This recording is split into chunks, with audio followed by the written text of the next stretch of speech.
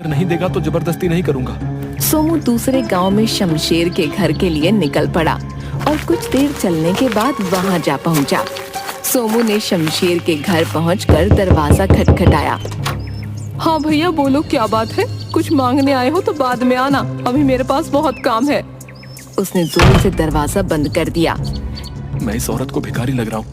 हे राम, मेरी हालत ऐसी हो गई है। फिर उसने खुद को देखा। हे राम, कुर्ता फट गया है। फिर उसने दोनों हाथों से कुर्ते को थोड़ा नीचे किया। दोबारा दरवाजा खटखटाता हूँ। अरे तुम फिर आ गए।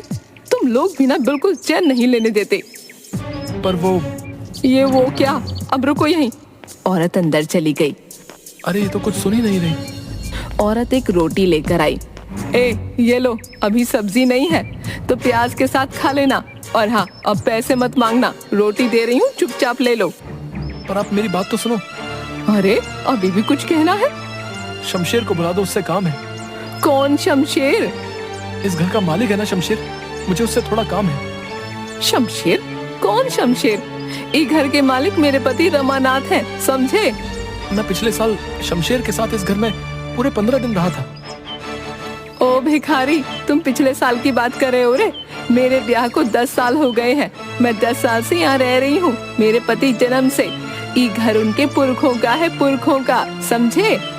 पर मैं शमशेर के साथ इसी घर में था। तुम भिखारी होकर मेरा घर हड़पना चाहते हो? देखो, सीधे सीधे यहाँ से निकल लो, वरना ठीक नहीं होगा। मेरी बात तो सुनो। चलो चलो निकलो यहाँ से। अगली बार दरवाजा खटखटाया तो मार खाओगे। औरत ने उसके मुंह पर दरवाजा बंद कर दिया। सोमू थक हार कर एक पेड़ के नीचे बैठ गया। क्या हाल हो गया है मेरा। पहनने को ढंग का एक कपड़ा नहीं, खाने को दाना नहीं। तभी एक आदमी उसके सामने एक सिक्का फेंक कर चला गया।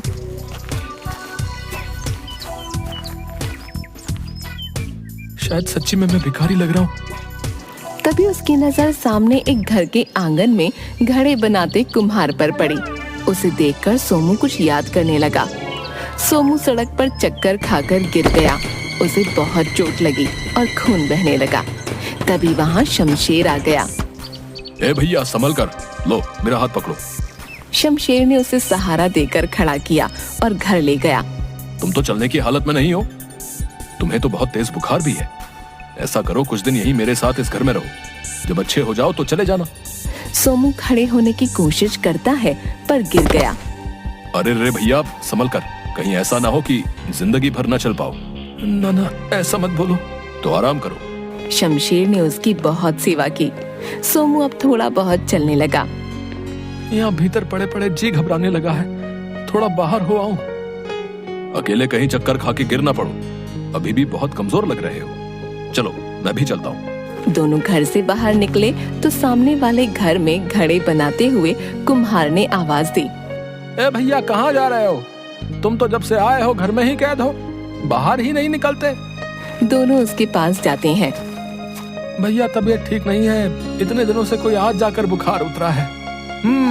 एकदम मुरझाए लग रहे हो। तभी मैं सोचूं पड़ोस में नया आदमी आया और कोई बातचीत नहीं। ए देखो, तुमको तो ढंग से धोती तक बांधनी नहीं आती है। ठीक तो है? नहीं, ठीक नहीं है। तुमको चलने में दिक्कत हो रही होगी। मैं बताता हूँ ठीक कैसे होगी। कुम्हार ने सोमू की धोती को थोड़ा पीछे से खींचा। अब ठीक लग रही है। अब